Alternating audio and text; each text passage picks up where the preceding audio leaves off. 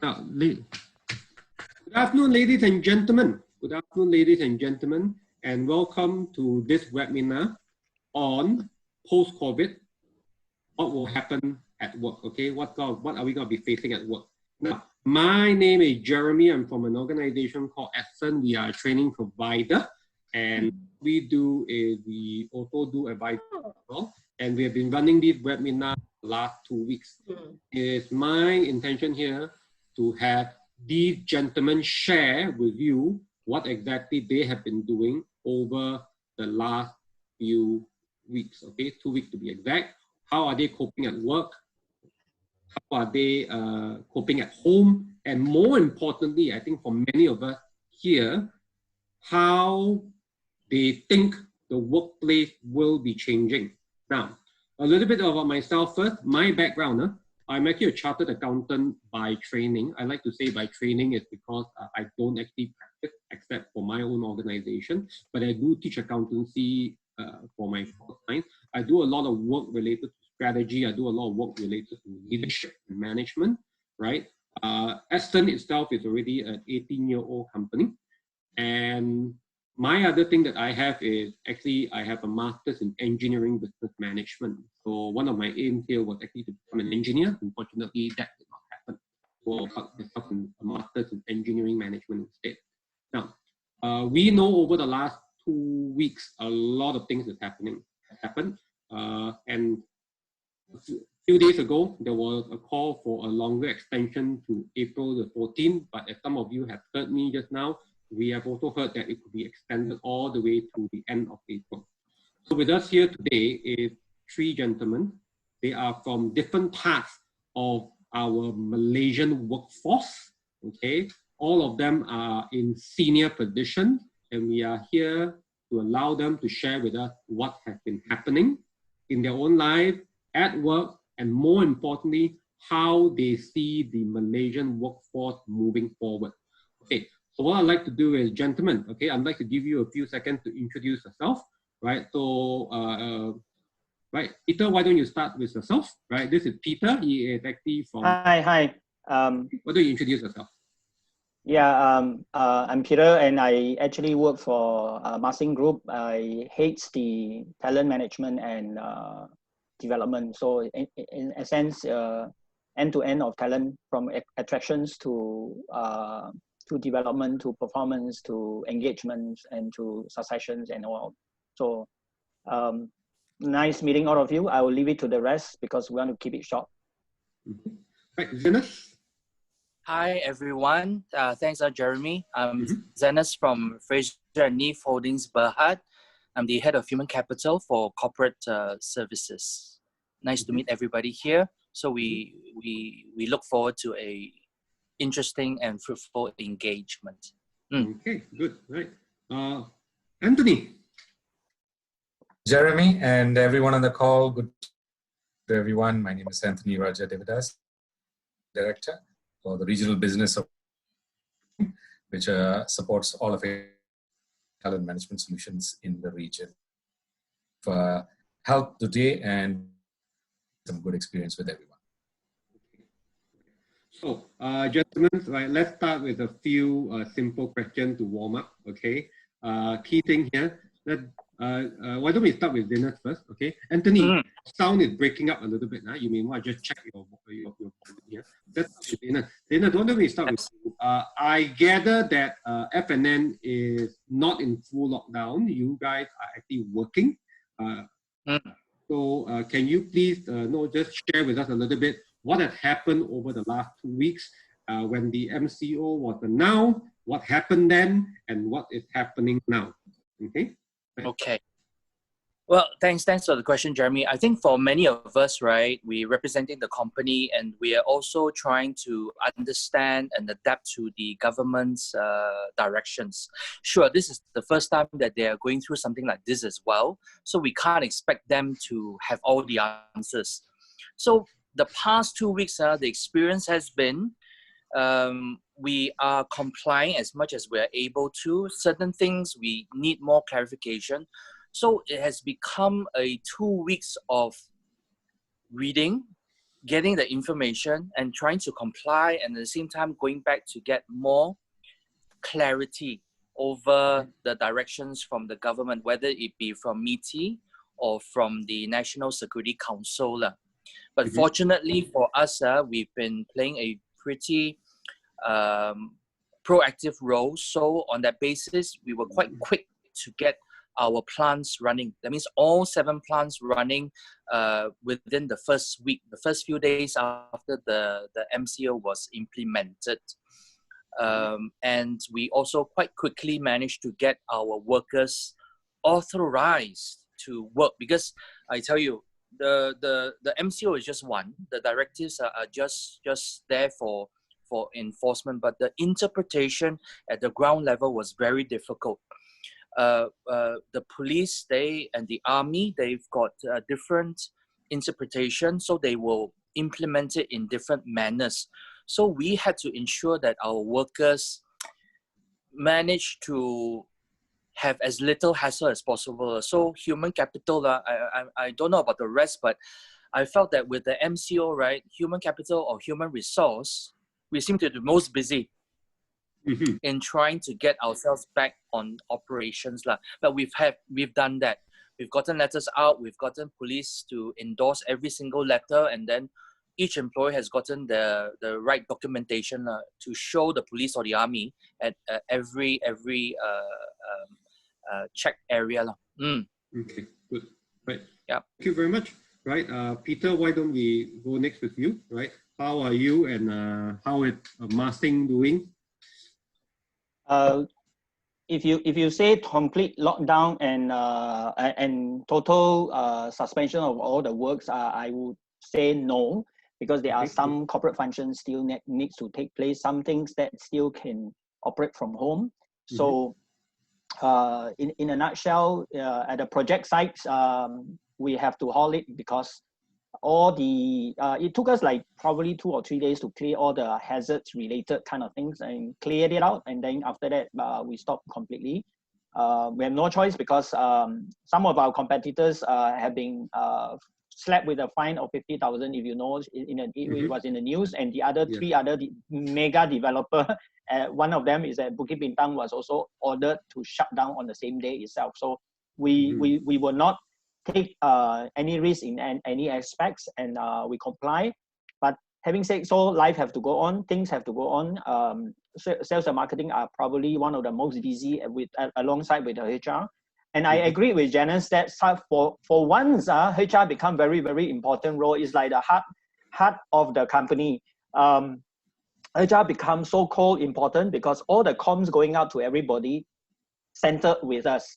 And it makes us wonder out of sudden why all this while nobody appreciates us, and then for once everybody starts looking up to us for leadership. So it's key. It's going to be very, very challenging. I will agree with you, Jeremy. Earlier you were mentioning my prediction when it actually says it will take 2 weeks for the first part of the lockdown. I already envision it will last until end of April. That will be the earliest that we will get it through. But again, the numbers doesn't seems to be stacking up correctly to see that it will happen. With the government deciding, if they open up the Ramadan Bazaar as well as the other aspect is Hari Raya, Balai Kampung Exodus, if that take place, we will brew up another 300 clusters across the country. So I hope the government will really reconsider what they wanted to do to curb this, because if we don't take it seriously, we will reach a stage where it will be a point of no U-turn, and then we have to seek international help. I hope that it doesn't happen, but as a matter of fact, from the HR angles, a lot of work that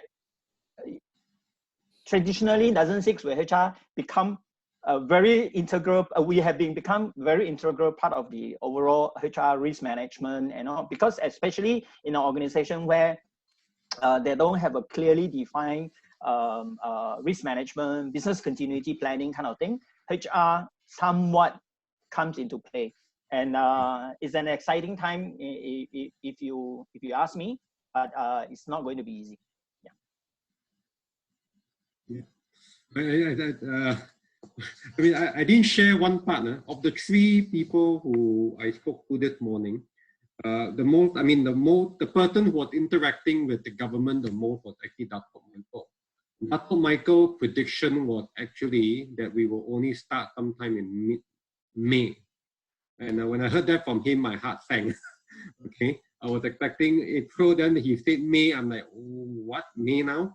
Okay, so, but he's the one that came up with the budget to be as real as possible, based on numbers. But no, we are just making predictions. Everyone cross your fingers, hope that it does not happen, because a lot of people will be affected by it, okay? Now, already we are. Okay, Anthony, why don't we go with you, no? You do regional work. I think among all of us here, you're probably the one who flies around every single day. I send WhatsApp to you. Sometimes it takes days for you to come back on it. I know you're very busy. So why don't you give us from a perspective of Malaysia and also an overseas perspective? What are some of your clients overseas saying? Okay. All right. Just a sound check if it's clear. Yes, it's clear. Good. Okay, wonderful. Just to add to Zenas and I love the way you said that HR is the heart of the. I think it's all the more now visible. The heart is very big across the companies now. So all the companies working very closely with human resources, and this become quite visible. So some thoughts from my side, I just wanted to add. Of course, I can't travel. My last trip was to Dubai. And I remember my team said, you're taking a kind of a big risk. When I came back, a week later, the MCO started, right? So I feel that what we used to do, person-to-person meeting, tremendously changed. So the one-to-one, now it's shifted approach. So people are, I'm not saying all are not ready for it. Are quite ready, because statistics says we have 2 every Malaysian, I think, almost. So the thing is, the now shifted in, and we felt that. And how we saw it in our company was quickly BCP was initiated, planning. A task force was set up. From home initiative was done. For a company which is connected across the country, to shift that face-to-face meeting was a big, and I do remember Anthony, the conversations. Anthony, yeah. Can I make a suggestion? Can you switch off your video, because your voice is breaking up? So switch off your video, at least that will give us audio. Will be okay? Yes, I've switched off the. Okay, good, better. Better. Yes. Okay. Just wanted to highlight is that we are connecting with companies that we are connecting with. Just hit, and the ones who are going through challenges right now. Okay, and large workers are much better prepared as at the moment. Yeah, do let me know if you. Yeah, it's still breaking up, Anthony. It's still breaking up. All right. So I'm going to, hoping that the line can continue. Okay. How trusting their leaders now? Yes. This is the last point of trust as a nation. Where I'm working, I see you and I know you're working. There's a difference in the shift that's happening. It's a huge learning experience, or I would call it the readiness to adapt to the digital of what's happening, and the ready trust of working away from office. Okay. Right. So Anthony is sharing with us a few things. I think what he says is that there is going to be a huge shift in terms of trust factor here, right? First thing, do you trust your leadership in this situation? Does your leadership trust you in this situation? Because a lot of people are working offline or away from the eyes. Most companies are not used to that. Most leaders, I believe, are not used to that, especially for such a long period of time. Whatever BCP we have, I'm quite sure it was not something that we saw the way it happened, okay? And also the other thing that he mentioned was digital, right? Whether we are digital ready. Now, this is something that we will come to in the next few moments. But before that, what I want to do is just very quickly share a poll. Why I want to share a poll is because I want to find out exactly who is in here, right? And what are you all looking for? So that this poll has actually 3 questions. The first question I'm putting up is when it's lifted, when the company and when the MCO is lifted, what will happen when we go back to the office? Please answer as honestly and truthfully as possible. What kind of organization are you representing currently? One that is in shutdown, one in shutdown, a total shutdown, nothing is happening, or shutdown partially, or you're operating as per part of the essential service, and what is your position in the company, okay? So I'm launching the poll now. Please take a quick few seconds to fill in your answer, okay? Everyone, you should see the poll now. If you see the poll, can you please let me know? Do you see the poll? Yes, no? Not yet, Mr. Jeremy. Not yet, okay. Hopefully it's coming on. I've already launched it. Wow, it's also slow on my side. So, as we are launching the poll, I'm not sure why it's taking its time. I would also like to ask all 3 of you, any of you can answer this. How is your management team working at the moment? How are they working? You know, what is the system of working like? Because I'm quite sure a lot of people here would like to hear that. Okay. Dina, why don't we start with you since in operation? Okay. All right. Started. Okay. Yeah. Okay. Yeah. Good question, because there was also a question posed by one of the participants on if the MCO itself is extended, how does HR play its role to advise and then to support the company or the company owner with if MCO is continued. So I'll combine these 2 together. Okay. For everyone's knowledge, right? I think it's very important, and that's what we're doing now. Is every day the management team gets together. So you must have the leader of the organization there. And if it is the business owner, then the business owner has to be there. So for us, every 9:30, we have a 1-hour session with all the management team involved and all the various stakeholders that needs to be in. And this is, of course, handled by risk management team. So HC or HR can play this role. You basically have someone that keeps track of all the necessary topics or issues that's been raised. So one day to another day, right, you need to close it and keep everyone abreast in terms of the new information or guidelines coming from NSC or from MITI and whatnot. And then you take those and then have a quick discussion. Even ideas that's coming from relevant departments, like for instance, human capital, we can also raise it up there to get alignment with everybody and get approval to have it done.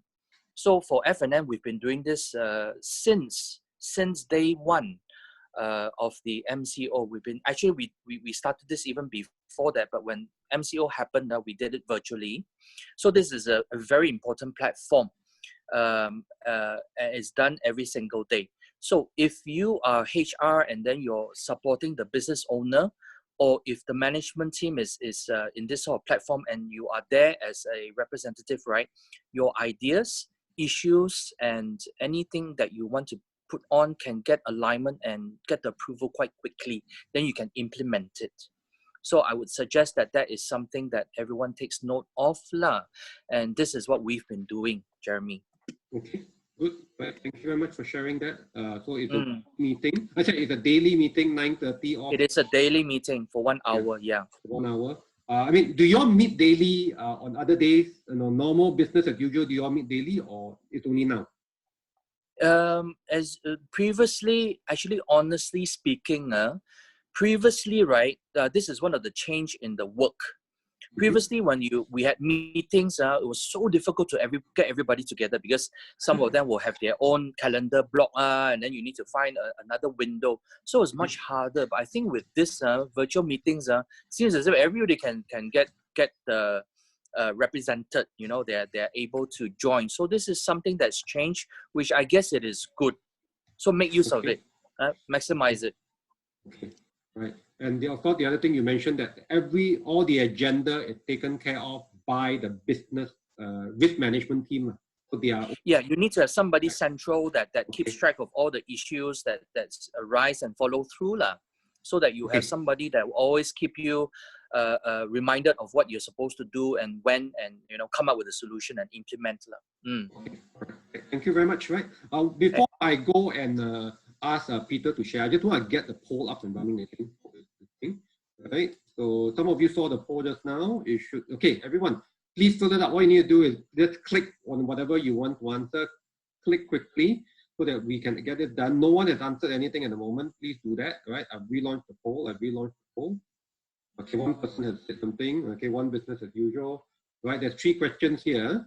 Right, carry operating part, business owners. Okay, good. One person. The rest of you, please start clicking. Okay. We need to at least understand where everyone is coming from. Right. Total shutdown. Nothing much is happening. Okay. Business as usual. Good. So about 62% says most likely you'll be back. Business as usual. No big effect here. Salary and benefit cuts 11%. Right. It's not ended yet. Please. Okay, click if you want to, at least to give us a rough idea who is in the room. Okay, now and what you want. Now let's go, Peter. Okay, what about yourself?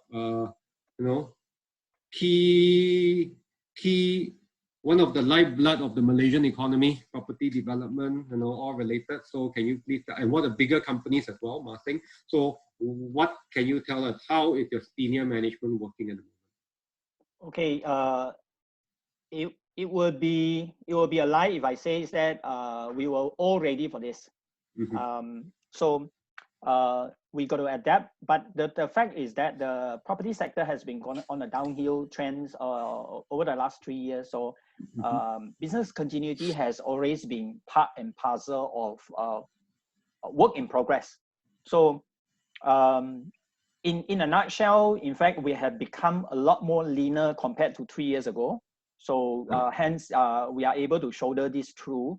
But of course, if I say that this continue on for another 6 more months, will we be able to survive? I think this year we will get into big cash flow kind of situations. But thank goodness there are some initiatives from the government. There are many other things that they have been doing. So that help us to weather this through for a little while.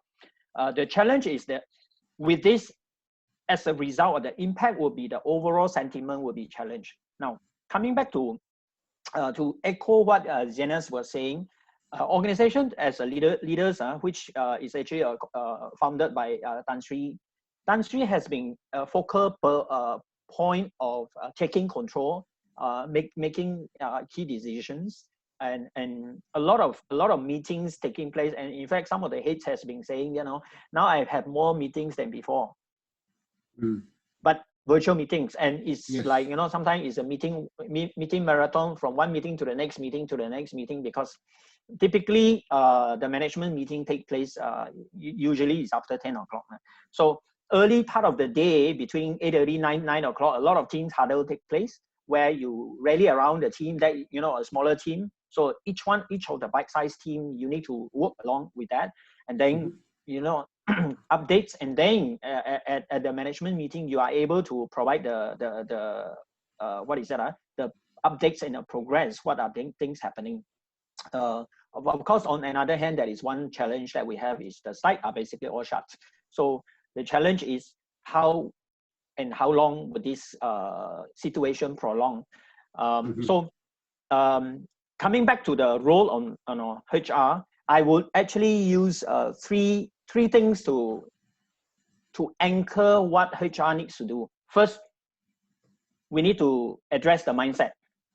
So the mindset is we need to address that we need to be open. We need to be able to, as an employee, we need to demonstrate the trustworthiness. But from the employer, we need to trust the employees. And a lot of agility needs to be in place. The mindset of nothing happened, nothing was cast in the ironstone. Whatever decision made yesterday may no longer be relevant because there is new information arise, and hence we need to be very agile. So employee need to also understand, and employer need to also understand both so that it takes two to tango to make things happen. So that's one of the things about mindset. The second part is actually talking about the skill sets. So skill set is like, for instance, I'll focus on one job family, which is the role that we play as in a HR. Out of blue moon, that HR become one of the focal point of comms. In the past, it's always like, communications will probably handled by, a typical brand communication kind of department. But with this, challenges and the crisis coming in, HR become a focal point of communications. And then, other skill sets like, we need to start rethinking about our employees' tech savviness. We also, as a leaders, as an employee, we also need to start be more having this empathy. So empathy will take us a long way. You start understanding why people may not be 100% productive compared to at the workplace because of young mothers where you have you got to tend to the a couple of months or a year-old baby at home. Right. Disturbance may always be there. So we need to be able to empathize on that thing. So the last part on the third one is really looking at the two sets. So I have mindset, skill sets, and the last one is two sets. Two sets is really the organization need to look at what are the tools that we need to make so that work from home become a lot more easy. So moving forward, after this, you will see a lot of organizations probably adopt this, what we call FWA, flexi work arrangement from home, from different locations. And thank goodness we have this technology that enable us, Microsoft Teams, we have Zooms, we have, Facebook Live, we have YouTube and multiple, there are easily 50 of them around. So these are the tools that enable us to be able to continue this kind of business operations. So in a nutshell, as a result of all this, I think in the next after this crisis is over, a few things I will envision this will happen. Organization will start planning on the finance aspect better. Peter, why don't we keep that? I will definitely back to you on that because. All right, thanks. So let's do this. We are just going to discuss on what is happening now, and then after that, after this question, definitely it's all about the future, right? I think some people here are very interested to know what's happening at the moment. So Anthony, what about your side? Anthony, are you? Jeremy. Okay, good. Okay, good. I'm glad. Switch off all of the apps so to make sure that the line is clear. Okay. All right. Hopefully it's clear now. You can still hear me? Yes, it is. All right, wonderful. So I'll keep short sentences. Digital readiness, I just want to emphasize that. What's happening now? What's happening now? How is senior management? How your team? Because you have a big team across the whole Asia Pacific or most of Asia anyway. Okay. So number one, your team communicating. Number one. So we are connected and we are regularized our connection once a week. So once a week. Okay. Connects. We make sure that everyone has an opportunity to once. Okay. So that everyone gets an input from each other. This is a good way to stay engaged. So if you have Zoom or if you have any other system, I think Zoom is available for 40 minutes for free. You can use it and we are using it. And we are also using Teams, Microsoft Teams. Okay. Which is very easily available toolkit, which can connect to anyone within the organization and outside the organization. So that's one. Number two, when we are connecting, we are also need to make sure that the organization is sensitive to the employees at home. Because they are making the shift of being with family. It's not the same of sitting at office. So adjusting to their time a little bit and giving that flexibility to learn and adjust with trust is the second point. And the third one is as leadership works together, while we are connecting via WhatsApp and other point of view, we continue to make sure that we are staying connected with the team members with updates and sharing. I want to warn here, not because we are bombarded with information in every time, in every place, and also to be careful about what we call as real information and unreal information. Okay. News. Real information. So as leaders, I think it's important for us to make sure that we're committed to only sharing what is true and not fake. These are three things I just want to make sure I share with this, and I hope I'm audible. Right. Okay. Thank you very much, right, gentlemen. What we'll do is just share the polling. Right, I'm ending the polling now. We're going to share whatever has happened. Quite a few of you have actually replied to the polling. Actually, about 71%. It's just rendering it at the moment. Okay. Then I'll share it in the moment it gets. Okay. I'm sharing the results now. Hopefully you can see it. Can you all see the results? Okay. Can you all see the results? Yes? Not yet. Okay, good. So as you can see, good thing, about 49% of people say once everything is lifted, it will be going back to business as usual. Okay, that's good, right? 25% expect there to be some kind of a salary or benefit cut. 17% say does not apply. Only 2 of them, right, are very unfortunate here, or have already been made unemployed. Okay, now, good thing is that only 7% of them are saying that we are down to nothing is happening much, total shutdown. Okay, 28% says shut down but working from home but not productive. That means you still need to tweak what you need to tweak. Okay, 39% says it's productive, which is good, right? And 26% they're operating as part of essential services. Now, 29% of you are business owners, right? 9% is 9% C-level, 21% senior, 22% mid-management, and 21% junior management. Okay, right, gentlemen, so I think that is roughly the result that we have out of about 72% of the people who responded. Okay, I'm going to stop sharing now.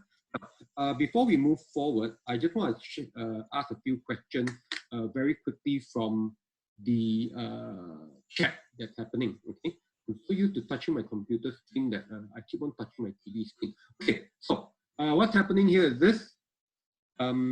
This I think is more for Peter. Peter, if you can answer this for us, it'd be good. I just want to make sure some of these questions are answered. Richard Jacob asked, how are you dealing with the workers on the project site? There is a big need in terms of human needs down there. Right? All these people are normally sitting wherever they are sitting, and a lot of them are foreigners as well. Okay. And the other question is, of course, someone with the tag name of Huawei P10 said that construction line totally cannot do anything at the moment. So what are you doing with some of the people that are sitting at home doing nothing because their job is to go out and do work? I actually have replied to them personally. Okay, good. All this, yeah, but I'll just share here because I think every other that's when the section become more lively. In a nutshell, as much as possible, we support our contractors because we are a property developer. We don't construct, so the contractor actually are the outsourced part of it. So the payroll sits with them.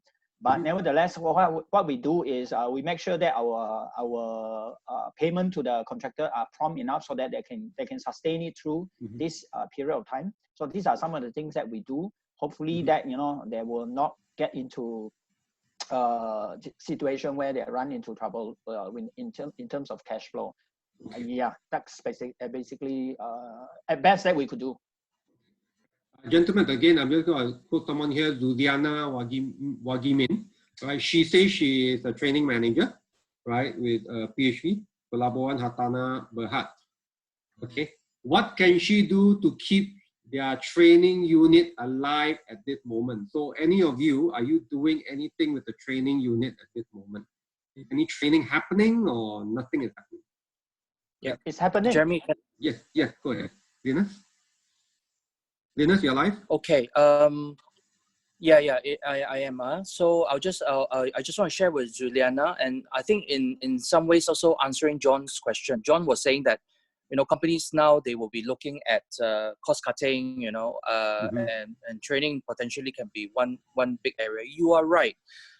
Both of you are right in the sense that even for F&N, we see when the poll came through that it's business as usual after MCO. Yes and no, because I think every organization, even those who are operating partially, like example for us in essential goods, we would have lost out on our sales revenue target. Yeah. So in this case, then PB becomes pretty important. So for those of us who are in HC here or business owners, of course, you want to protect your profit. So in this case, the things that you can potentially start doing now is start looking into all your operating expenses and determine which are the ones that you can cut. Training obviously will be cut. Yeah, there's no two way about it. Why? Because with MCO, there's not going to be any training. But to answer Zuliana's question, right? Yes, we are not having any physical training, but the team now is also embarking on looking through e-learnings. Last night we had a small discussion even with Jeremy. There is a lot of free e-learnings modules that's available. So you can still keep training department active and engaging the employees by going through LinkedIn, going through HRDF, determining what programs are available for free, link it with your TNA. Now, I know a lot of us, our TNA, sometimes we take a long time to extract data from there. Now is a good time for you to be very detailed and exact about your TNA and try to link that with the programs which are out there. Mm-hmm. Another point that FNN is doing, right, and I think other companies, training departments can follow is, if you have a training manager and you've got courses that's running in-house, it could be simple technical training programs like Excel or finance for non-finance manager. Or example, in FNN, we have our global values for our new joiners. You can get your training manager to still be very relevant by doing the content itself through virtual and then running those courses for your new hires. So training department doesn't become invisible just because there's an MCO. You can consider these things to still remain relevant and continue adding value to the organization. Yeah. Anthony, I'm quite sure. That's mine, Jeremy. Yes. Anthony? Sure. Thanks, Jeremy. I think I will echo Zenas what he said. What we, and I want to give a practical advice. What we did was we took training providers or experienced leaders in our company to form an internal training group who will work with the manager. So we selected, we called it the Asia Training Network within our group across the multiple companies. So we identified those managers who can contribute as trainers, form the group who will work with the training manager. And I think, Dennis is also shaking his head, because we had to do that was because we know that it's going to be cut. The budget is going to be cut right away, given a current scenario. So instead of us getting stuck in that, we made sure that all of the we listed the programs, we asked who are the managers who can support, and then they came forward to do it. Secondly, we compiled and curated a list of free programs. I'm repeating, a list of free programs available. During COVID, there's a lot of programs. I'm not saying don't get distracted with it. There are some good programs from Harvard, from a couple of institutions that we have.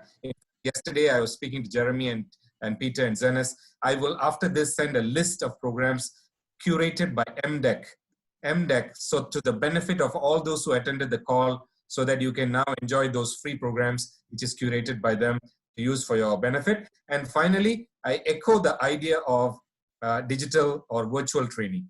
To make it more relevant, I think number 3 is very important. Otherwise, you will go invisible. You will need to be more and more present right now. Now is the time. As compared to any others, like HR is the heart, I think training is, I would say, the mind of the process. We have to execute it correctly. Thank you very much. Now, there's a question here which I really want to address before I move on the future. I think this is a relevant question, but I'm going to give it to Anthony. And please feel free to come from any perspective. Right? Why? Because I don't want to put Peter and Dennis on the spot here, because it can be very sensitive. But why I'm giving it to Anthony is because this question is related to downsizing, retrenchment, and VSS. Anthony, you deal a lot with clients. Okay. Have any of your clients here or overseas started talking about downsizing, retrenchment, VSS? This question was asked by Richard Baker. Okay, do you mind answering this question? Okay, thanks, Jeremy, and to Richard for asking this question. I'm going to be very point blank. Yes, every single company that we are talking to have asked us what is the approach that we need to be prepared for to ensure during COVID and post-COVID in terms of restructuring our teams. And I don't want to paint a grim picture, but the fact is more important for everyone on the call to be prepared for this scenario rather than come to a scenario where you need to make a change, right? So the first part is multinationals generally have a proper plan for career transition and outplacement. Mm-hmm. Large companies across the board, I don't want to name the industries, and like what you said, we don't want to put people on the spot, but across the industry already expressed their interest to restructure certain divisions or departments given the impact. And number three, they are also looking at how to make sure can we have alternative approaches. So I'm going to share some thoughts around this. Number one, before you approach restructuring, outplacement, retrenchment, VSS, MSS, whatever you want to call it, I would ask you to ensure you consider redeployment first. Now, this is a first step approach within the organization because some roles or some positions or some businesses may be very deeply affected due to the COVID-19 situation, and it's going to prolong. So, not be able to run. For example, transport back from one location to the other. Yes. Certain things that is also happening is not part of the essential list or non-essential list. All right. It is, we don't want to use that to address the issue, but be prepared is what we are asking you to.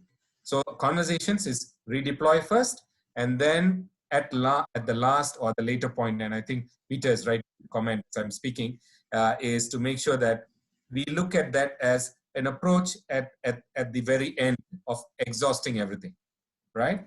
So the idea is you cannot rule out. Jeremy, we can't rule out.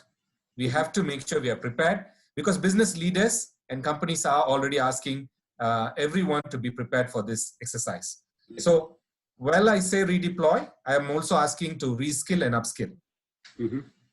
Reskill and upskill is important because some of those people who may be displaced due to the business decision the company is going to take can be in another role within the same business. For example, a lot more gig workers have now come into play. And I understand Malaysia has got about 1.5 million gig workers.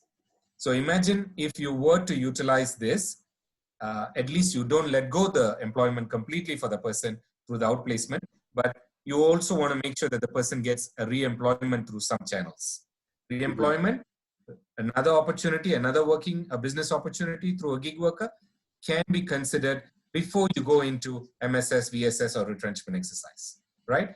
And however exercise you take, three things it's in all the clients that we have worked with and deployed career management, career transition, we have always said do it with care, respect, and dignity. Now, at this point of time, companies need to be also very, very tight, cash tight, I understand, but it's also important to ensure that the carrying the human part of this exercise must be done as much as the business part is meant. Okay, thank you. Now, I'm not going to put the other two in the spot because if they say anything, it will be from their own organization. But what I'm going to say is that I'm going to move forward to the future, okay? Because one of the key reasons why all of us are here today, right, is to understand what do you see as the future after the MCO is lifted. How do you think workplace will change, right? Even before this, since last year, the government has been talking about IR 4.0, you've been pushing for digitalization because we all know it's coming. One of the key subjects I do with a lot of people these days is incorporating IR 4.0 and Industry 4.0 into a lot of my programs. As a matter of fact, 2 months before this, I actually ran a IR, Industry Revolution I 4.0 program for 15 so-called CEOs of entities. Okay, so my question to you is this. Okay, let's start with Peter first. Okay, Peter, what is some of the big, key, crucial changes you see happening? As Dana has mentioned earlier, we could be using Zoom a lot more. Very simple thing. but what are some of the key ones that you see really happening in the very near future once we get back to work? Why don't you start with you? Yeah, thanks, Jeremy. Mm-hmm.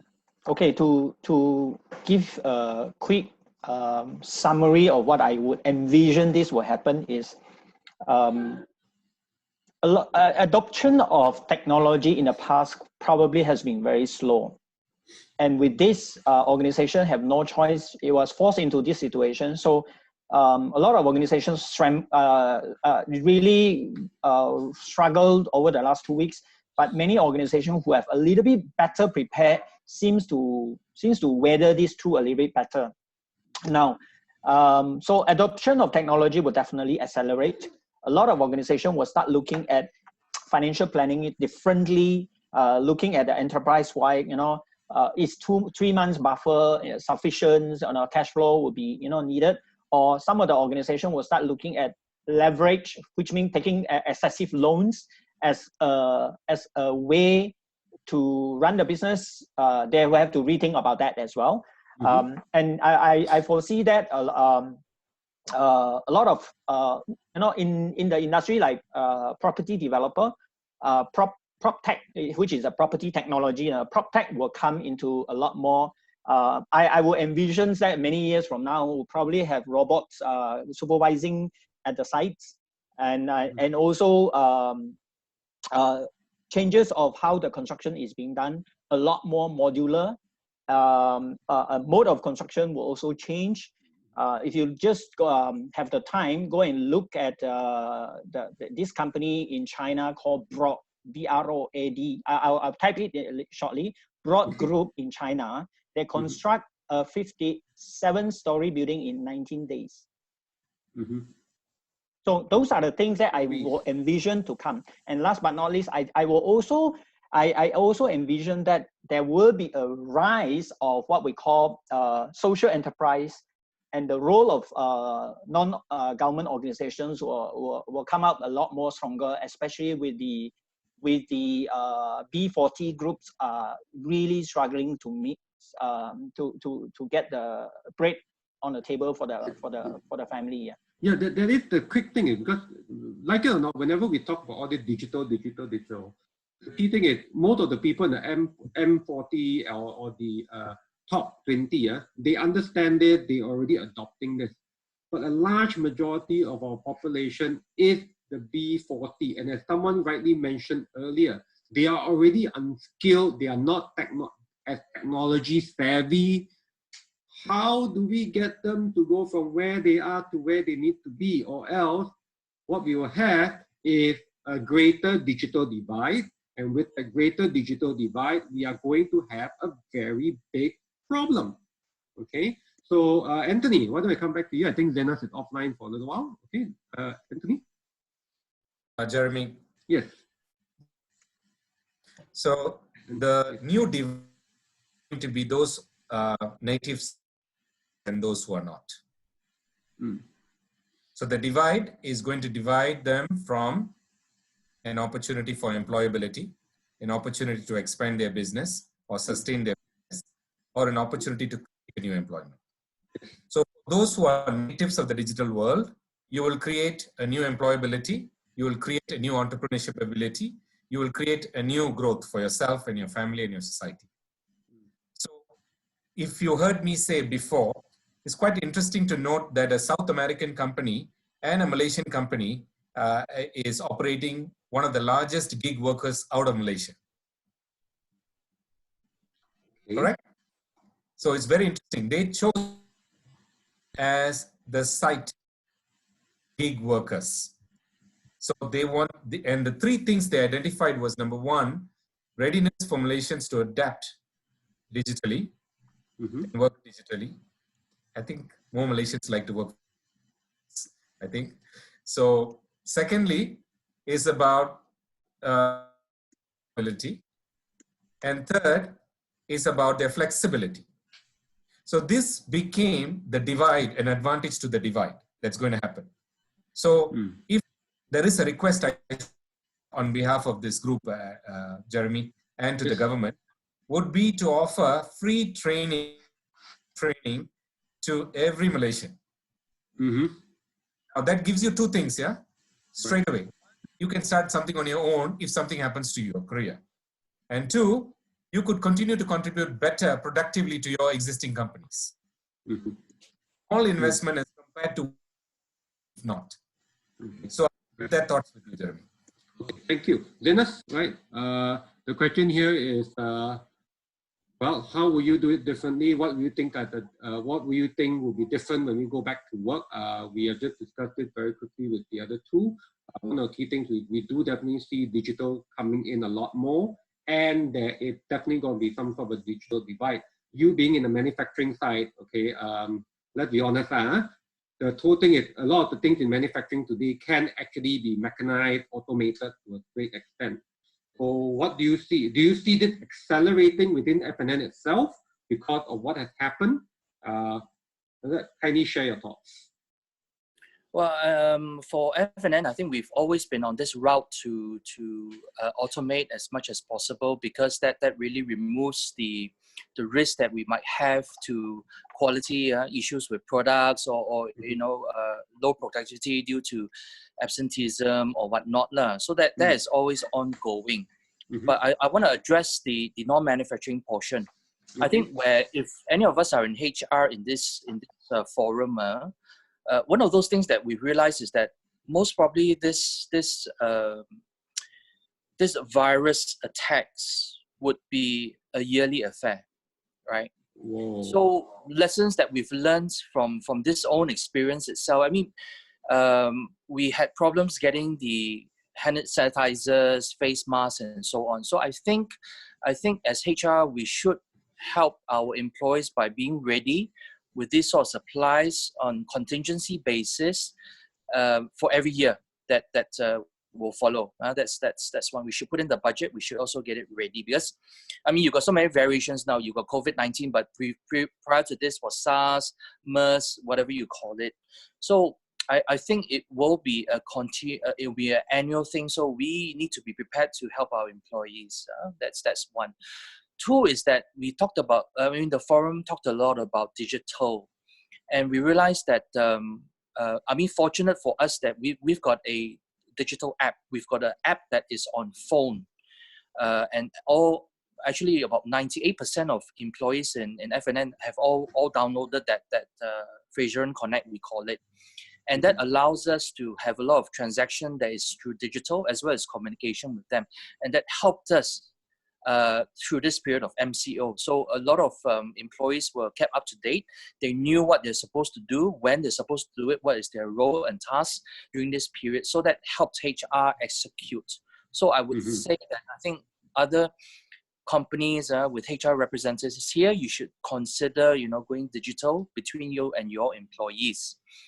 But the third one would be our consumers. I think after this MCO experience, I think consumers will know that it's so much easier to order online and making their consumption through digital means. So I think we as organizations, whichever is available, we should also move this to digital. I mean, a lot of our F&B, if they didn't have gone digital and if they didn't have food delivery system sorted out, they would most probably be closed by now.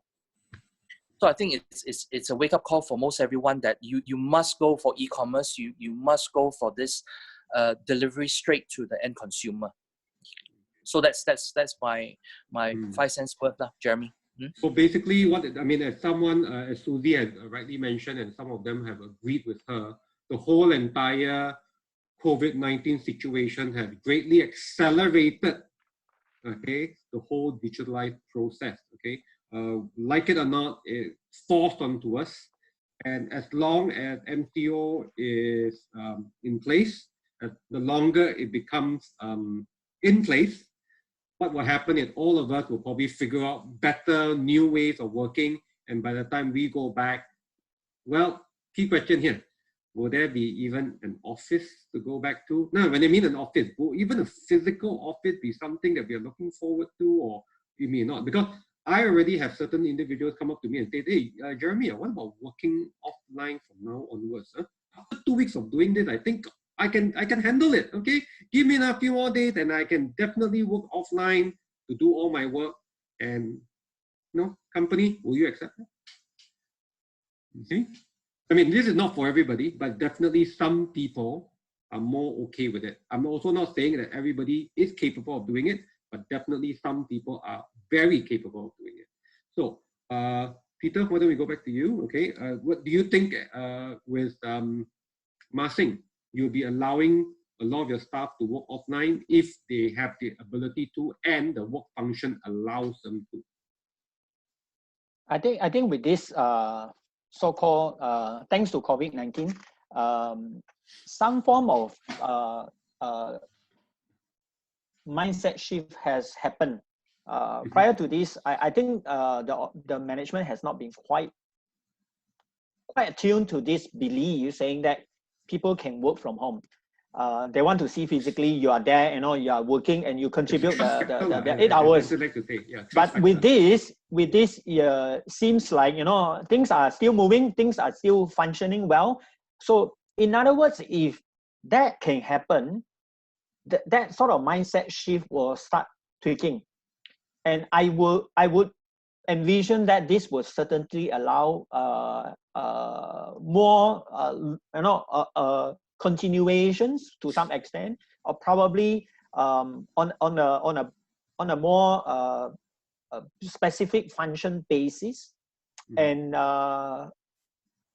switching of that belief. And the other part is also switching the belief that we need to empower employee, regardless of where they are.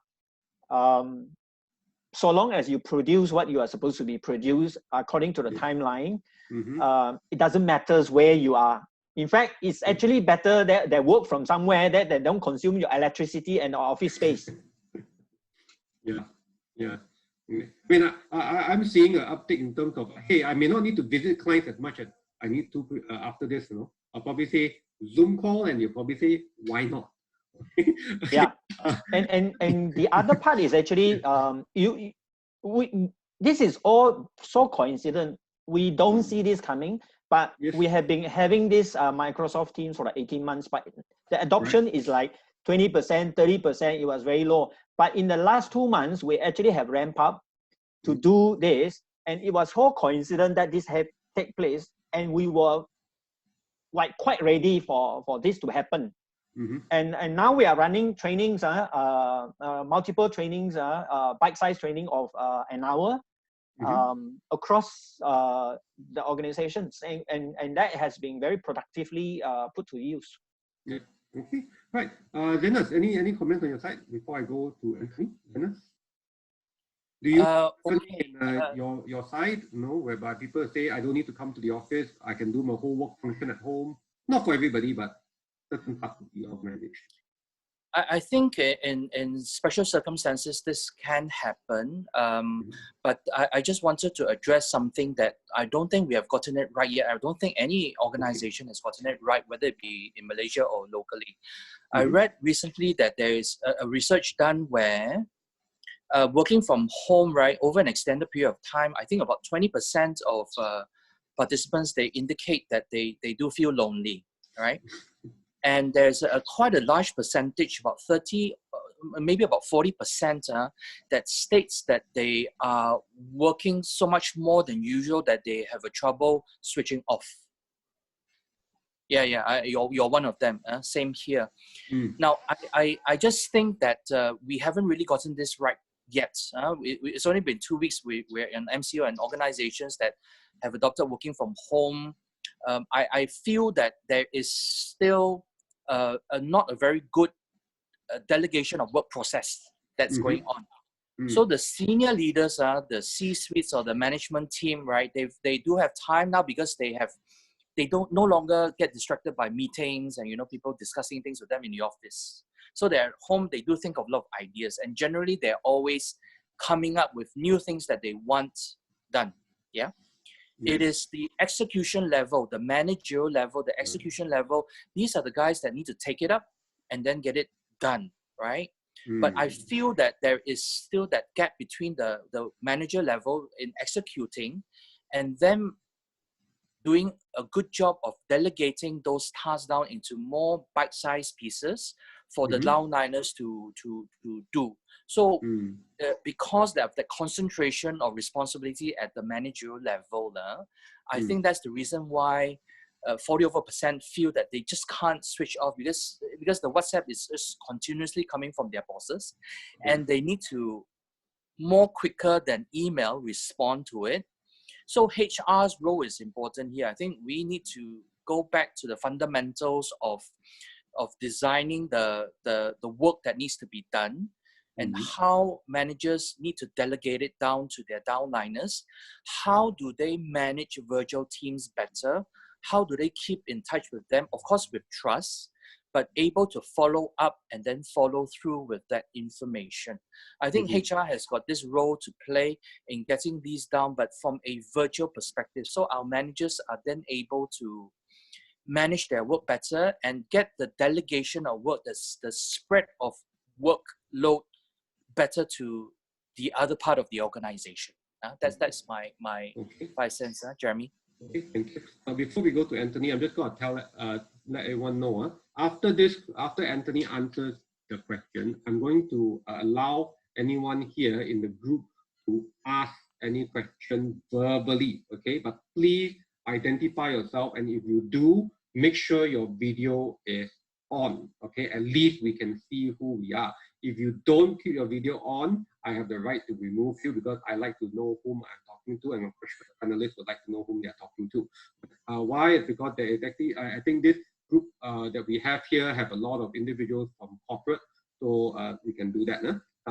Anthony, to add on to the question that I asked earlier, okay, what I'd like you to do is also explain a little bit more about the trust factor. But you were the first one who brought up the trust factor.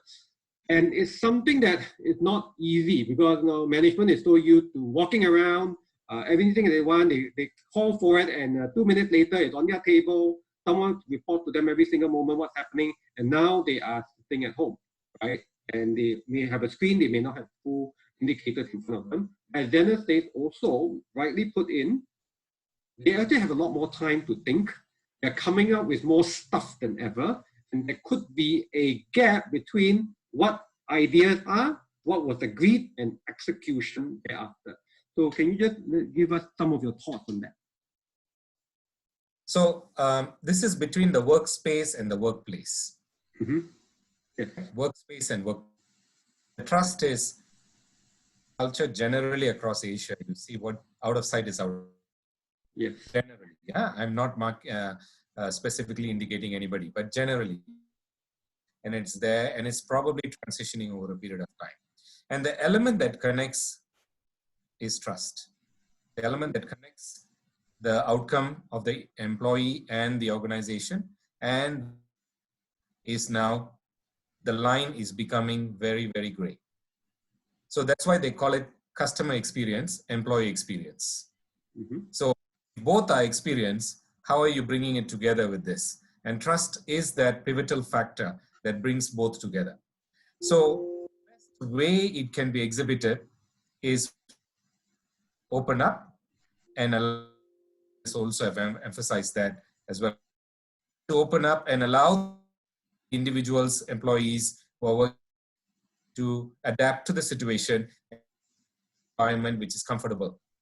Now, the method and the rules of sitting with each other and following your targets and setting targets and goals or any other things, outcome, issues, BC shift.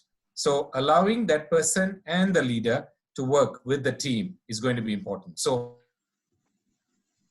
the team will have a bigger emphasis in order to achieve the outcome better, right? So trust is team here, trust is equivalent to leadership here. So the linkage between all the three is going to have a new definition as we move forward.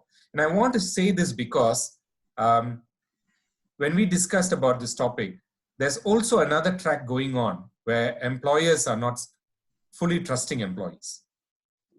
Tracking systems, right? I think all of so tracking systems going on like active track.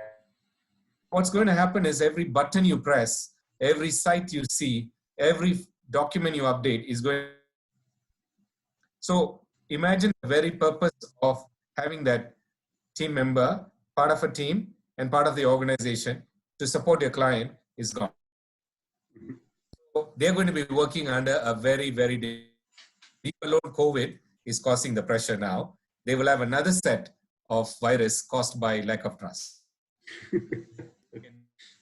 Amplify the impact. I hope all the HR leaders in the call will understand, and business leaders. But if you marry these two together, HR is the bridge. Yeah?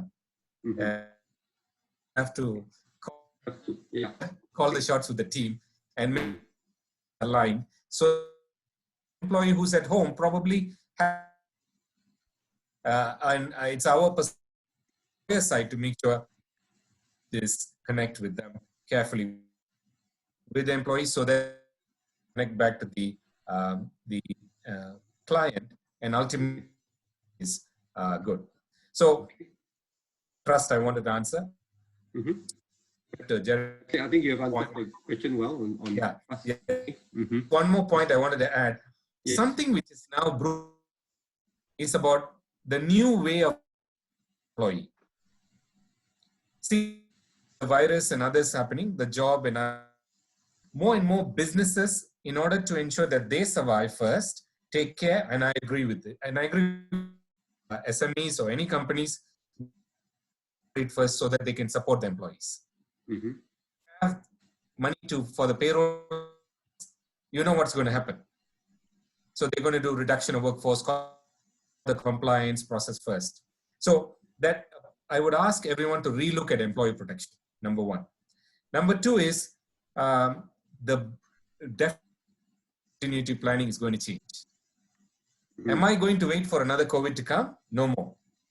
Every company is going to have a switched on nerve center now, which is going to be working on a 20 CP. Because what is happening? So more and more companies will have their own perspective of having their own readiness, backup, business continuity, disaster recovery, everything in place so that they know how to manage this forward, including taking care of employees. And the last but not the least, the social and emotional impact on employees, employers, and society is going to be kept in mind, by us. As a group, I think HR leaders can help drive this. I talked about trust, I talked about protection, I talked about the nerve center, but I think the social and emotional intelligence is going to be very, very important. It's going to be dynamically changing period of time because every day a new announcement. Here in Malaysia, a new announcement almost every day. Now, like in every other country. So how you make sure that the social aspect and the emotional aspects with family, with colleagues, and with companies and clients are taken care. So just an approach for us to keep in mind how we keep this together as we want to keep the business going as well. Thank you. Yes. Okay, thank you very much. Now, very much based on what Anthony had just mentioned, I think it's time for me to launch a second poll. This is something that I wanted to ask you. I'm launching the poll now. Okay. But at the same time, if you have any questions, please raise your hand. Okay. Please raise your hand so that at least you know what I mean by raising your hand, right? What you need to do is just go to the participant side and just say, "Hey, my hands are raised and I see you," and then I will update you. Okay.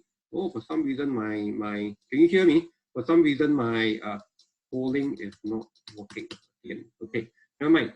Right. So, anyone, any questions? Any questions? Any questions? I'm just gonna give you some time out if you got some questions here before I ask the next one. Okay. Right. Please. Oh, I've got okay. Anwar, I'm going to unmute you in a moment. Give me a second. Anwar. Yep. Okay. Okay. Let's go. Right. What's your question? And can you please show us? Okay. You're on. Sure. You can see me. Yep. Yes. I mean, essentially, COVID is an extension of VUCA, right? Because we are now living in these uncertain terms.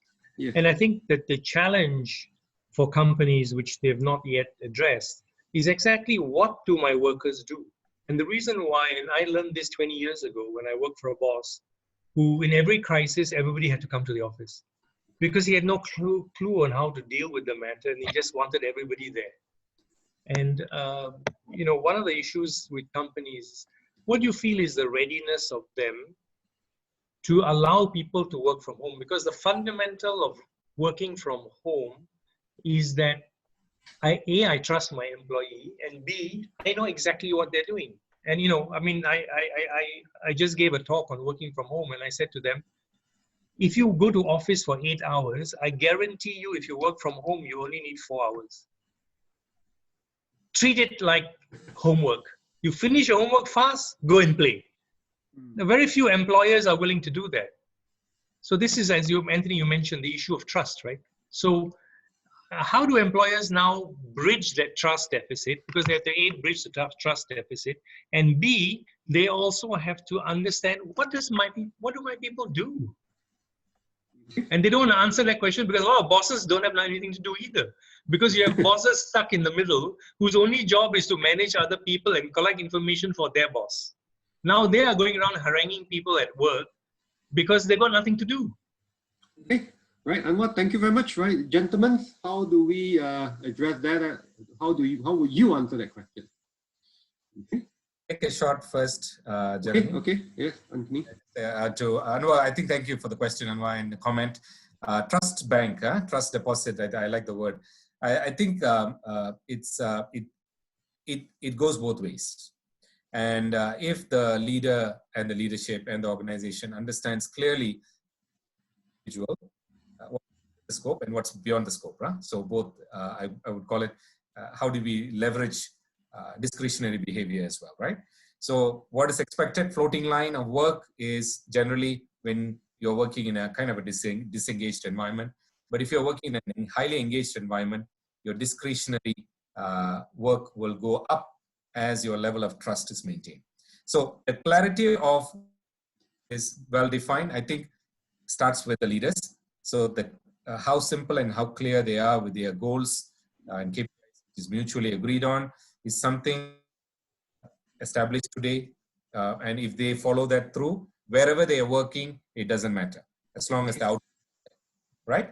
So number two, in terms of working on the reactive way, imagine the employee goes back and says, my boss doesn't understand.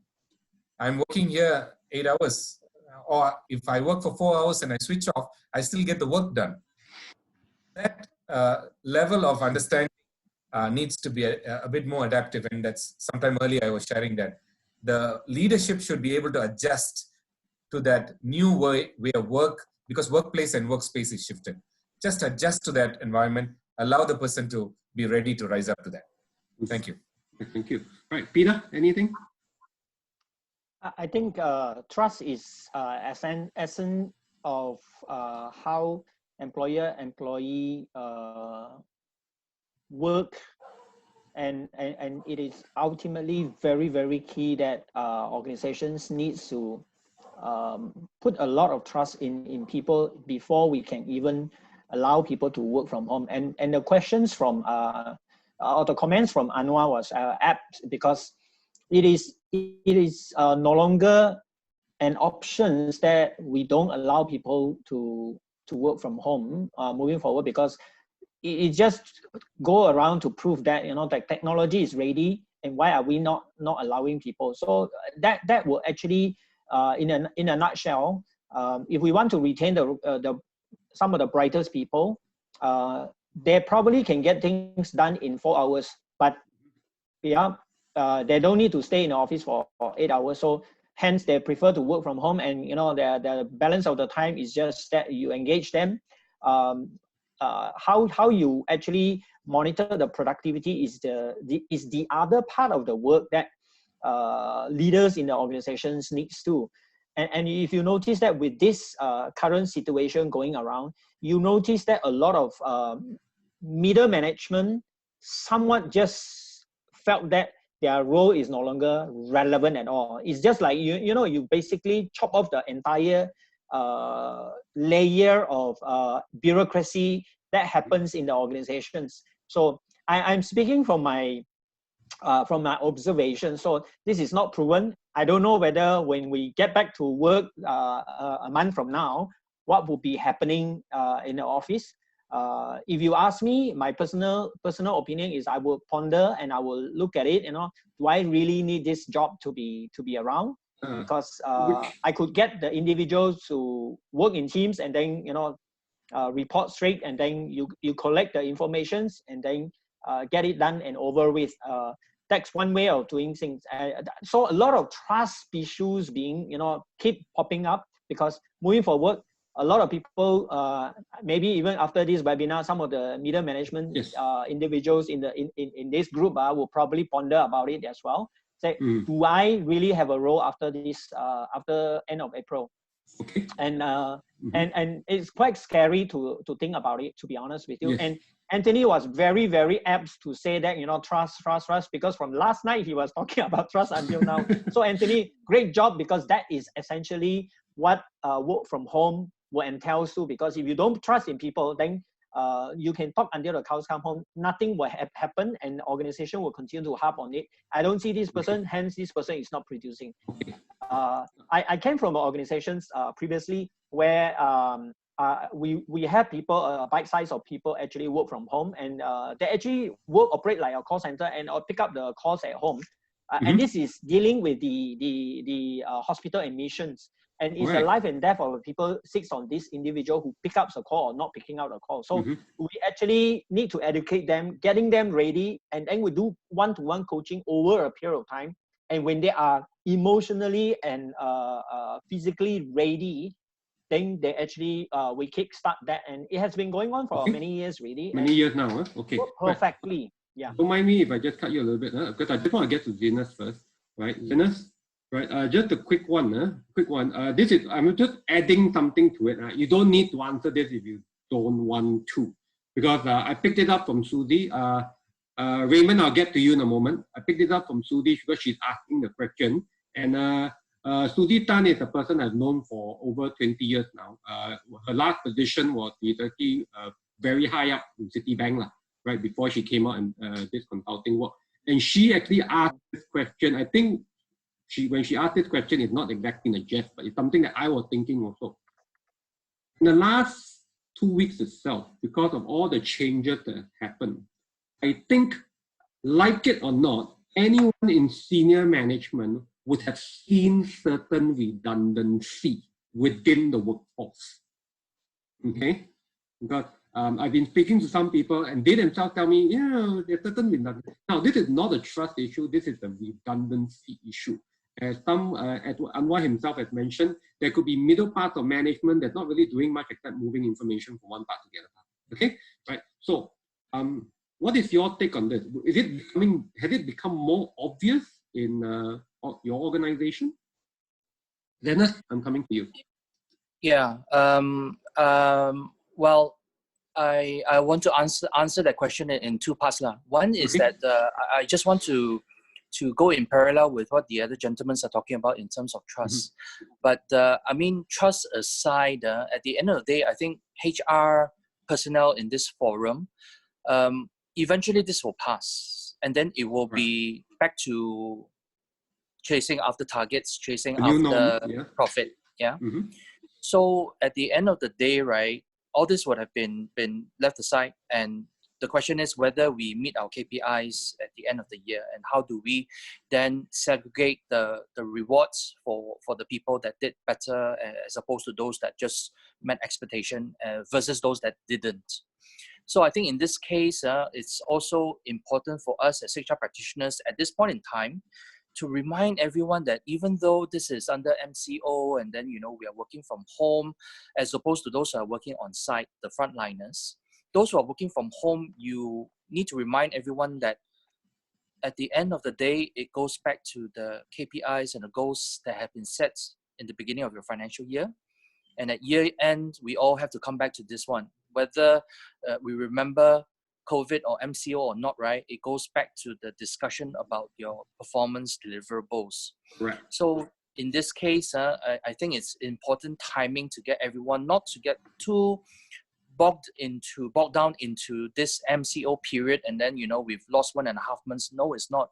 This 1.5 months, in fact, when you're working from home, you are still supposed to be able to deliver all your targets by year end. Yeah.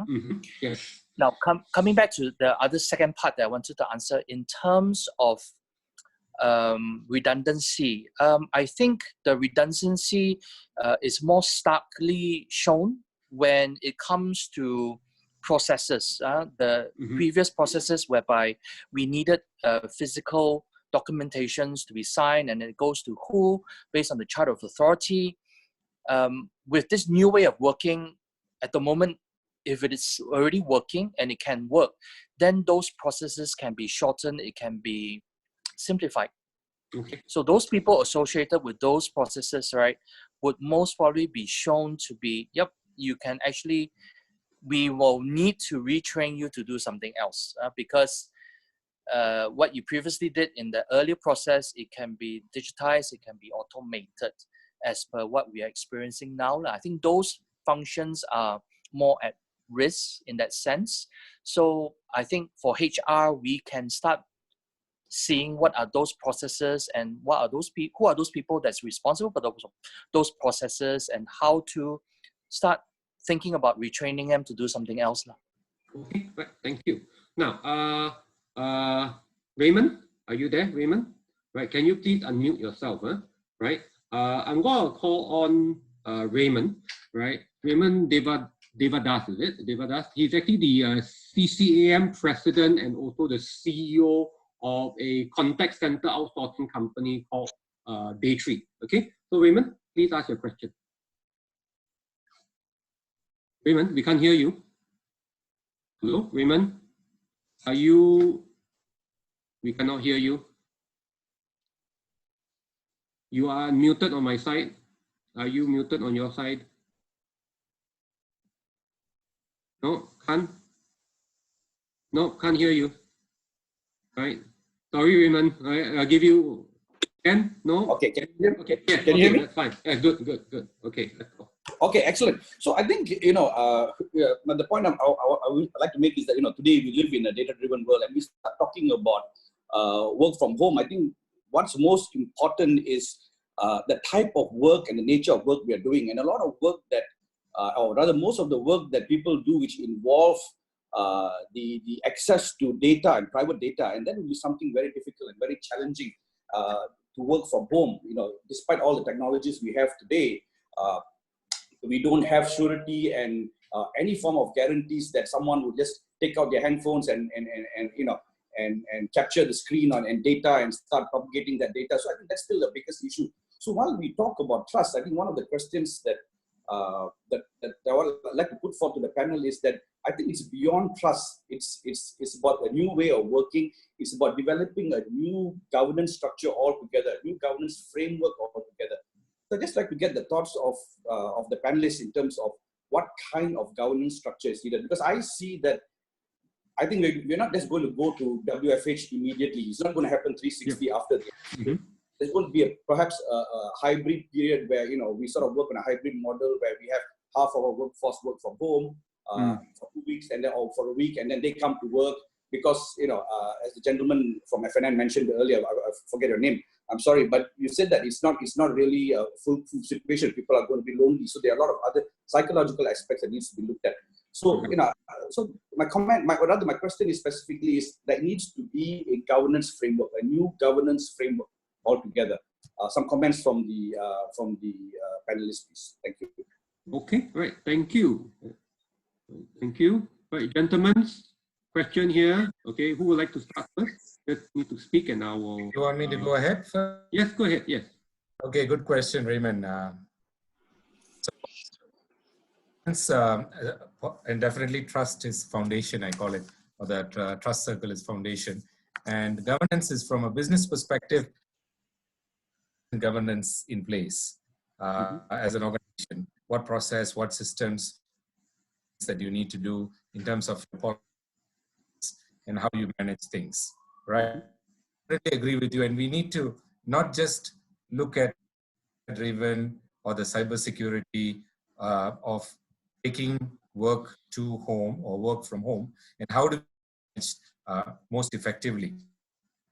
Technology will play a part as part of the governance, that you have clear authorization, who should access, who should not, what is visible, what is not, and of course declarations, all of those, I would say ensuring that all the step-by-step approvals are required to be given before you access anything sensitive from home and so on.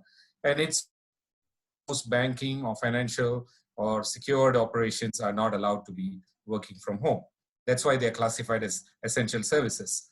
But as a BPO, as a GBS industry, there is more and more of this volume of activities that needs to be moved across. So the current governance policy procedures is one part of it, but also making sure that we predict or forecast what kind of changes that we need to incorporate as part of the new governance requirements, including technology, business process, accessibility, etc., that needs to be kept in mind in line with that.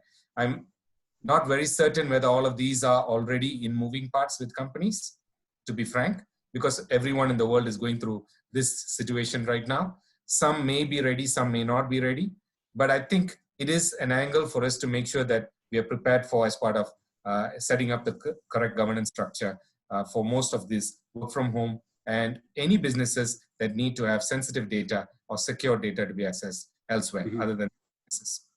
Yeah, right. Thank you. Right, Peter, I think you are ready to say something, is it? Yes, I just want to point out one thing, only echoing what both of the Raymond as well as Anthony just shared.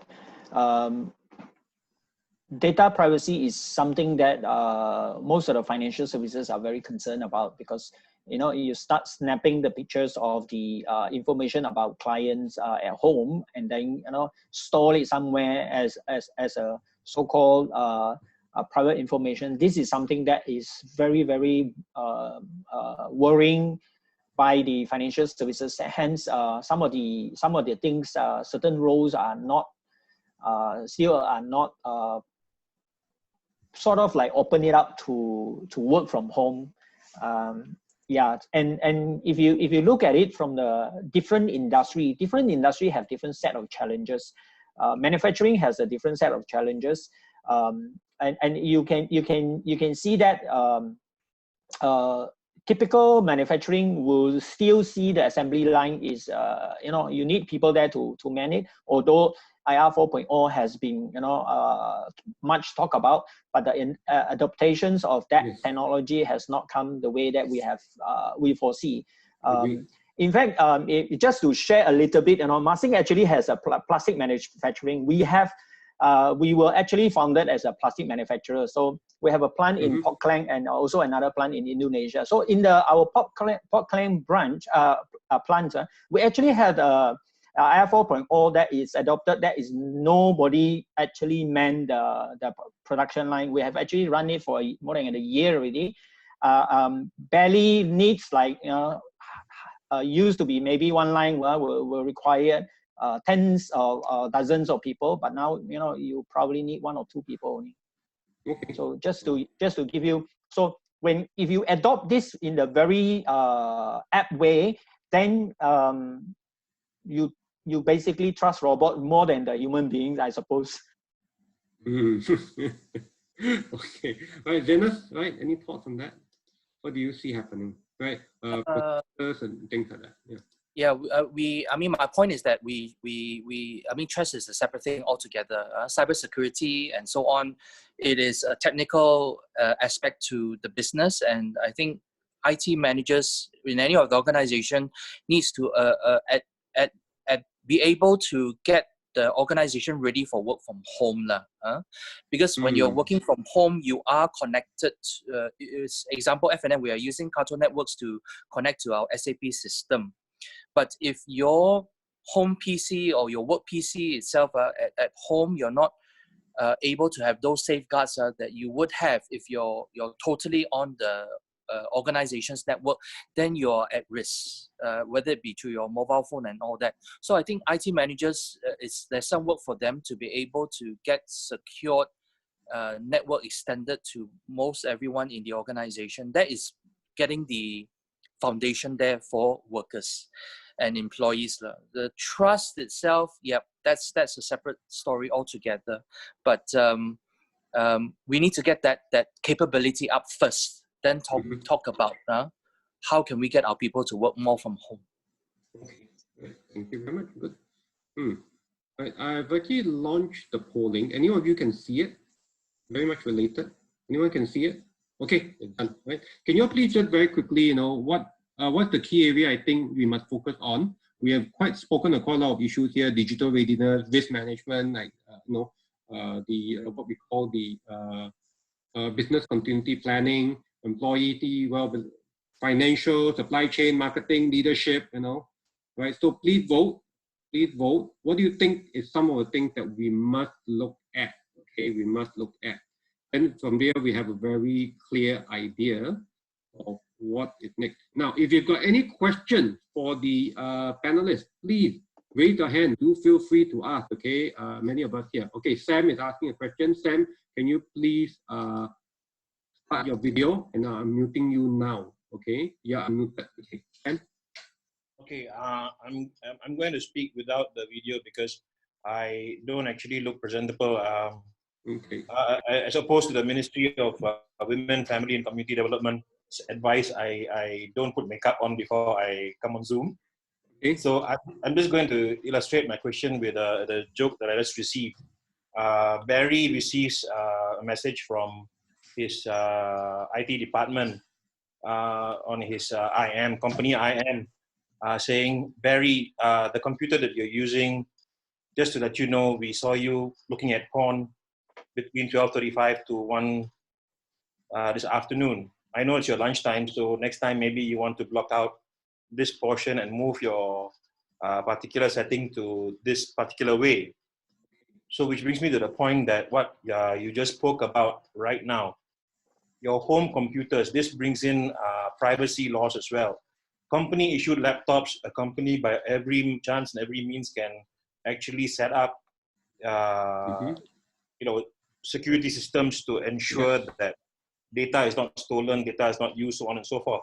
But if an employee is going to use their own laptop to work from home, now that opens a different ballgame in terms of privacy laws and in terms of how this new world is going to now. How do you see this playing out? Yeah, I mean, there are not only privacy laws. I mean, a lot of our employment rules will also need to be changed. I don't think, I'm not sure how well covered is working from home in terms of even our Employment Act per se. So thank you, right, Sam? Thank you, Sam. Right. So who would like to answer this question, gentlemen? Okay. Privacy Act, privacy issues, right? Short one, anyone? Anthony? So I think the PDP is clearly indicating consent to individual. It's a bit gray into company. It's copyright, trademark, trust issues, other things. So PDP, general consent-driven data also ensures that the type of to share or exchange through any form, anyone needs to be with consent, right? So that's a simple definition. But when it comes to company, I think it was a joke. I think it's a relevant joke today because anyone can access your today, be it your whatever other devices, pads, iPads that you have. But if it's your personal accessing company information, it's a different regulation and governance. So imagine if you're using not into the tech side, the technology as which is GBS associate. Industry side, we know of exchange of information happening in your private device needs to be done, right? And example where in his own device, now companies can have, I think I shared a bit earlier, tracking device that can go across irrespective of or company device. So it's important to regulate, self-manage that. So make sure that information needs to be protected. Okay. Sorry, Anthony, I'm not sure whether it's you or me, but I'm hearing snacking here and there. So I just want to take back the conversation. What I want to do here, sorry about that, Anthony. What I want to do here is just to show you end the poll and also to show you the result in a quick moment.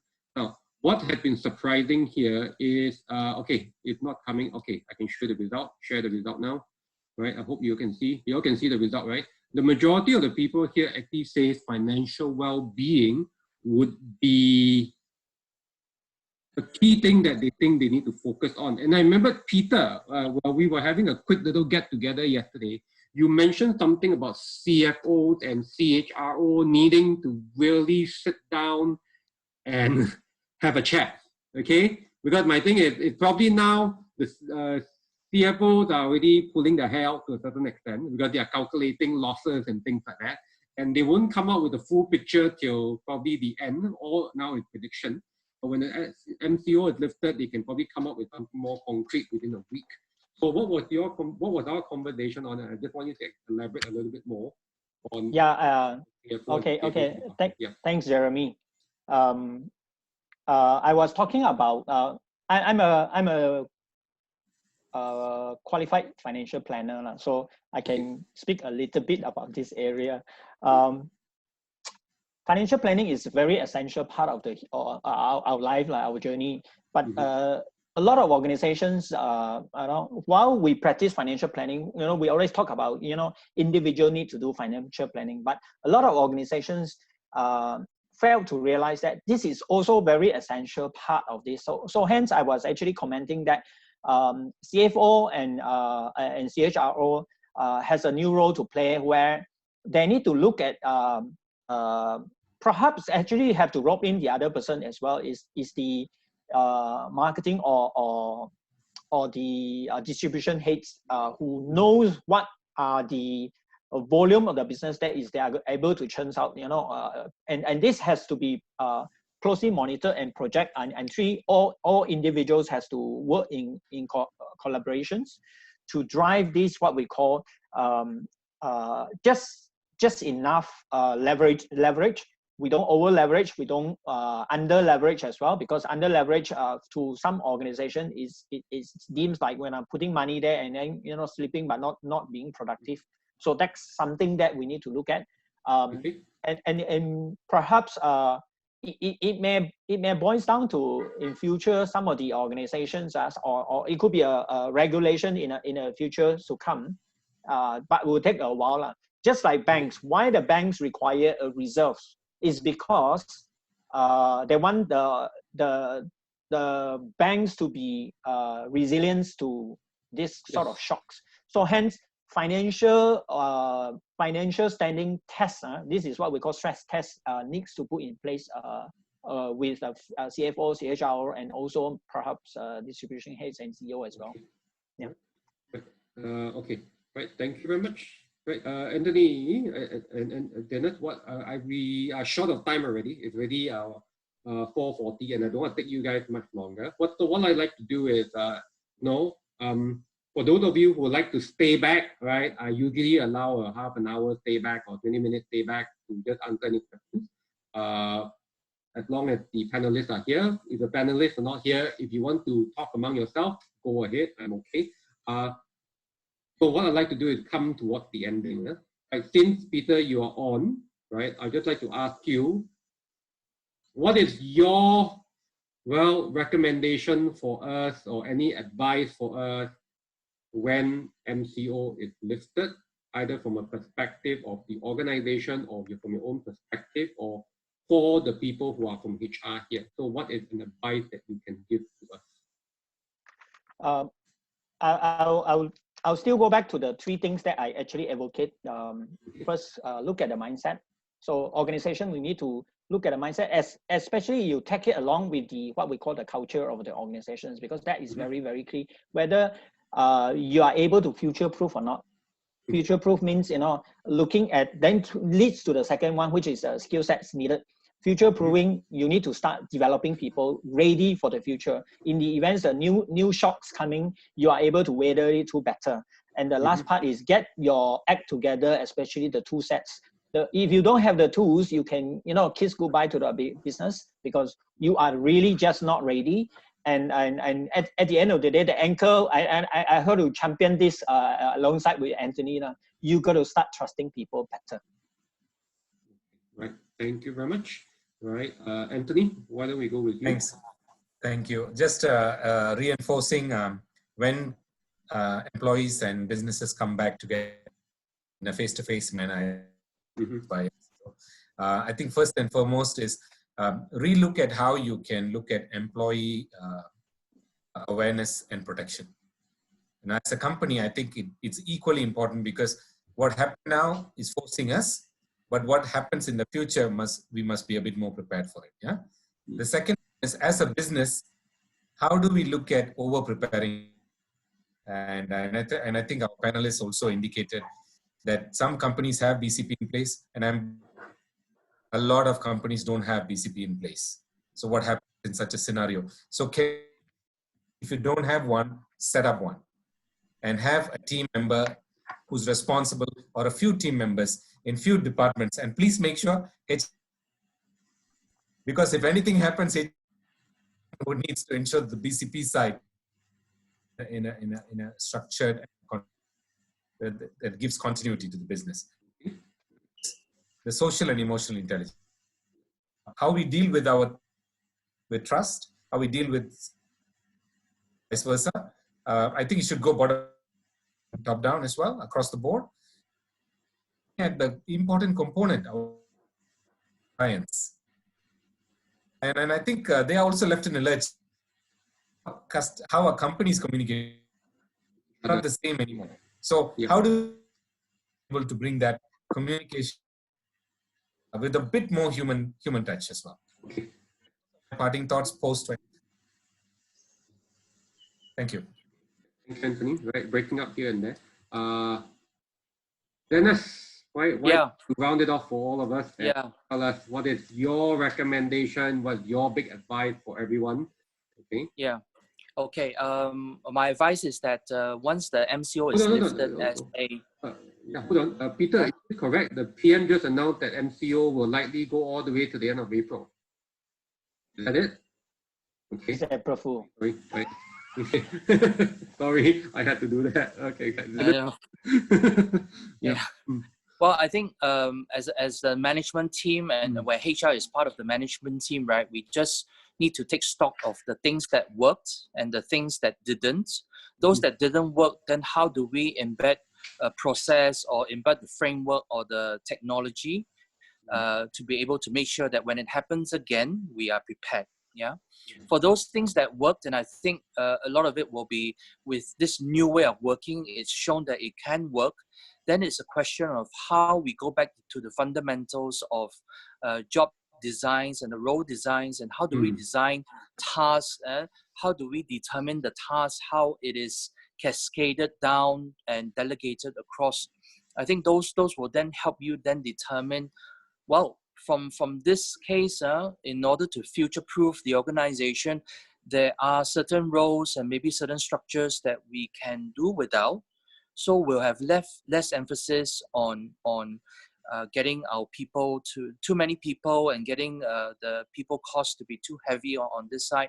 And I think over time, this will help future-proof the organization so that when these things do happen again, right, then we won't be caught unaware, and it becomes financial well-being as the key concern for all organizations. So that's how I would put it. Right. Thank you very much. Right. Let me just sum it up by saying this. Okay. This will definitely happen again. Right. I think every one of us will know that this is probably one of the most. Hopefully, this is the biggest black swan of my life. Okay. There will not be another black swan as big as this in my life, and I don't think anyone wants to see it. But we are going to be seeing a lot more of these black swans. So for that, we better be prepared. The other thing is that I like to say is, all of you have given us a lot of insight. I hope everyone here has gained a lot.